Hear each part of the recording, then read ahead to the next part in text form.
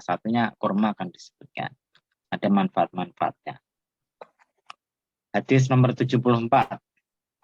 Ida akola nalikane nyithikake sapa ar-rajulu sapa wong, maksudnya menungso.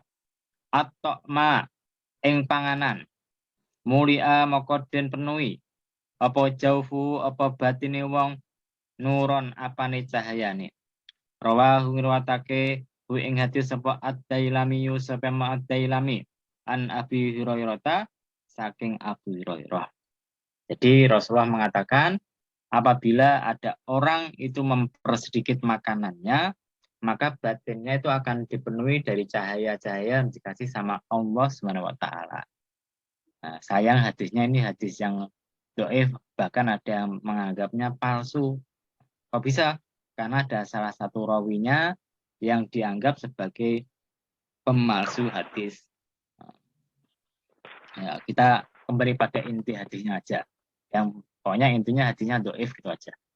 Intinya apabila ada seseorang itu sedikit makan, maka badannya akan dipenuhi dengan cahaya dari Allah Subhanahu wa taala. Tapi sedikit makan ini merupakan pilihan, bukan terpaksa. Kalau ada orang tidak punya duit, tidak makan, wah, ya belum tentu hatinya dipenuhi dengan cahaya. Kenapa? Ini bukan pilihan, itu terpaksa. Nah, jadi memang ikut para ulama itu kalau seseorang ingin jadi wali Allah, kekasihnya Allah, itu ya harus banyak riyadhah, banyak latihan. Salah satu riyadhahnya adalah dengan mempersedikit makanan. Kalau bisa, satu hari itu makannya cukup 2 kali. Kalau bisa lagi cukup 1 kali.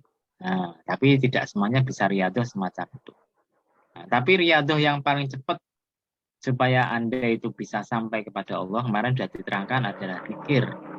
Zikir ketika kita khataman kitab Fulat Satu Tasawuf ada zikir. Yang kedua, ya ini dengan mempersedikit makanan. Ketika orang itu sedikit makan, maka tubuhnya itu tidak berlebihan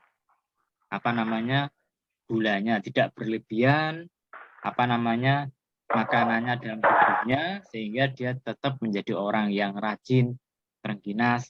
Kalau bahasa Jawanya semacam itu. Kalau Anda banyak makan, otomatis jadi lemes. Mau apa-apa males, maka ibadahnya pun menjadi males. Tidak percaya, Anda makan kenyang, kemudian baca Quran paling berapa menit sudah ngantuk. Anda makannya banyak, minum banyak, habis itu suruh sholat, paling berapa rakaat sudah capek. Berbeda dengan orang yang perutnya kosong atau terisi sebagian saja. Itu ketika dia mau baca Quran, ya tidak ngantuk, akhirnya bisa banyak, sholatnya pun bisa khusyuk. Gitu. Maka kalau bisa kita sebagai umat Islam ya memang semacam itu. Kalau mau makan ya saat lapar. Kalau belum sudah mau kenyang, berhenti. Karena kalau kita kenyang kita teruskan makan terus, akhirnya bisa menjadi penyakit. Ya termasuk saya ini yang kemarin habis kena penyakit itu. Kalau bisa, ya kerjanya di toko. Di toko itu tengok-tengok, duduk, akhirnya makan. Kadang-kadang ibu saya itu sudah makan, ngirimkan makanan lagi. Tidak mau dimakan gimana? Akhirnya banyak makan, akhirnya ngantuk, males, kan gitu kan.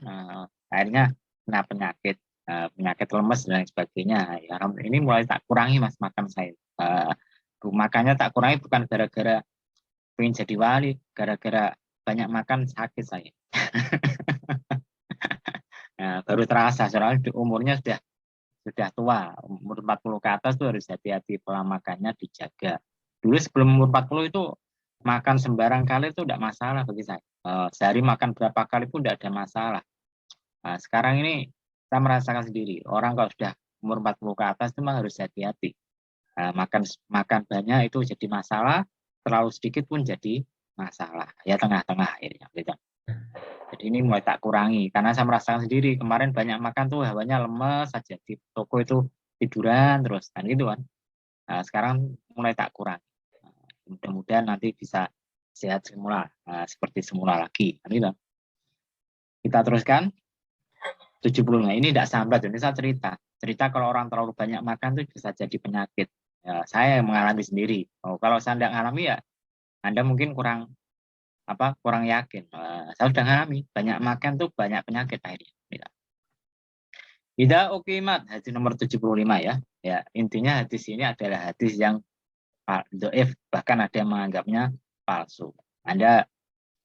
Jadi kalau mengatakan jangan Kanjeng Nabi berkata, tapi ruya diriwayatkan dari Kanjeng Nabi.